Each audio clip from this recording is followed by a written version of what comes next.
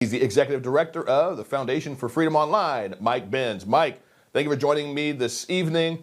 Brother, we're hearing some pretty disturbing accusations about some of where our tax dollars have gone via USAID. Give us the facts. Well, that's because USAID is one of the most disturbing organizations in the entire federal government. It may rank #1, in fact. USAID is under the cloak of being a humanitarian aid organization designed to advance U.S. foreign policy, is assigned the dirtiest tasks that the State Department can't get caught doing, and that used to be done directly by the CIA. But USAID is able to act as essentially a covert operations division in the way that the CIA used to, except it's not even bound by the requirement of a presidential finding to authorize a covert operation that the CIA does, which is why what you've seen for the past 2 decades is that most of the international scandals involving spycraft have had to deal with USAID rather than CIA. And if you understand the CIA's history with money laundering, you'll begin to get a glimpse at the size of the problem with USAID and why they won't let either congressional oversight or DOJ see their books. So have they literally have struck gold of the gold of corruption, the massive bank vault that holds all the dirty details and secrets of the left and of the machine, maybe left and right, anybody complicit in basically selling out the American citizen and their tax dollars for nefarious actions, and it sounds like including the CIA. What is the CIA implicated in more details in what they've done? Oh, well, I mean, just to your point first about the Democrat-Republican side, it's both. While USAID employees contribute 97% to Democrats, the more pernicious concern, so far as I'm concerned, is actually the blob Republicans, the internationalist Republicans who profit off of exploiting the American empire for their own private gain. For example, Bill Kristol, the famous never Trumper who likens MAGA people to terrorists, he is a part of an organization that receives millions of dollars from USAID. And so to the barricades, he goes to defend USAID. You find Liz Cheney was spawned out of USAID. USAID's sister group, the National Endowment for Democracy, has a Democrat organization and a Republican organization. And that Republican organization, the International Republican Institute, gets about $100 million a year just for Republican profiteering off of U.S. foreign policy. And the problem is far deeper than wokeness. And I want people to really understand this. When the National Endowment for Democracy, the constant companion of USAID and functionally interchanged, it was born out of a USAID memo in 1982 to give birth to the National Endowment for Democracy. But when they overthrew the government of Bangladesh 4 months ago in September 2024, these are leaked documents that were published in the Gray Zone just 3 months ago. The internal baseline assessment that the IRI submitted to the State Department was that the only groups that they could muster to form an opposition group against the sitting government were gay and transgender groups, were 2 racial minority groups within Bangladesh, and youth and student groups who predominantly listen to rap music. So what did they turn around and do?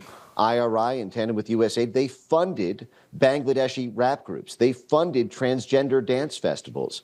And they funded the local universities in order to push radicalization messages to overthrow the democratically elected government. But that was Republicans. That was the International Republican Institute, not the Democrats. And my concern is if this were just a partisan issue, there'd be no problem shutting USAID down. Because right now there's going to be a legal fight over whether you can shut USAID down by executive order. This is one of the main contentions right now that Democrats are vowing to fight.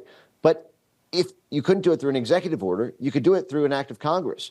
The problem is it's going to be much harder to do it through an act of Congress because Republicans there, internationalist Republicans who do foreign policy for personal profit, can form a majority coalition bloc with Democrats. That is, they can defect over to the Democrats and shoot down an attempt to legislate USAID out of existence. And the problem, again, is because they either directly or indirectly, or their sponsors or donors, are on the take.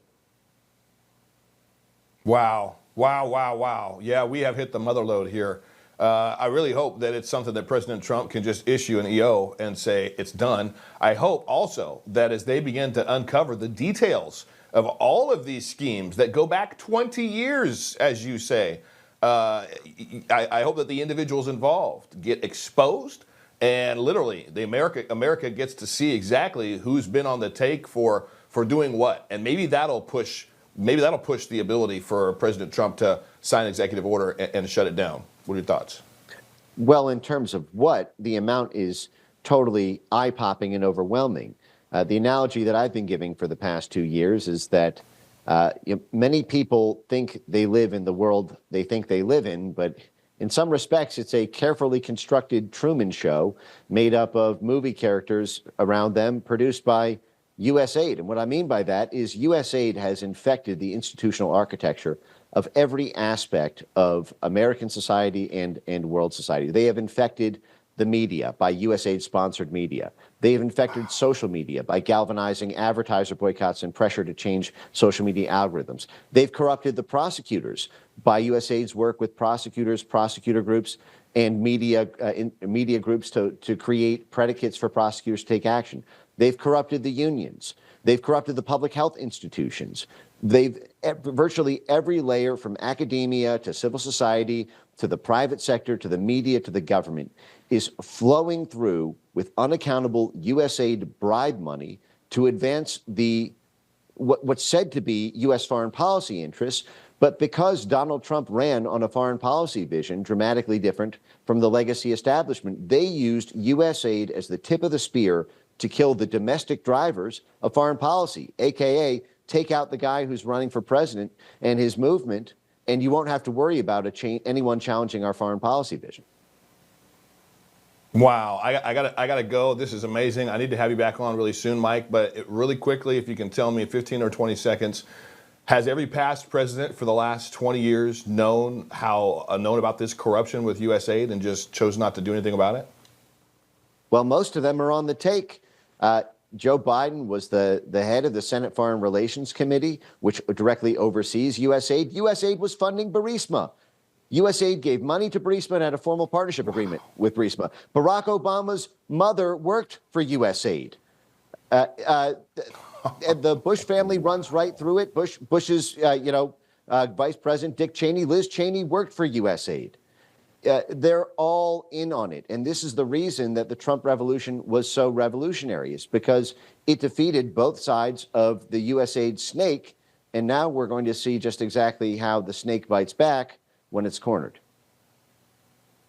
I wonder if all of the lawfare and the everything that they threw at President Trump in his first term, the Russiagate, the collusion, all this stuff, I wonder if that was just to try to keep him on his heels enough to not look at USAID. But wait, but that was a USAID thing Mike too. Pence, appreciate you. Can I say this one thing real quick? No, I have to say this. Yes. Okay. USAID funded a group called the OCCRP. Everyone can look this up. They paid $20 million to a group of hit piece journalists who turned around and dug up dirt on Rudy Giuliani and then used that as the basis to impeach the sitting president, Donald Trump, in 2019.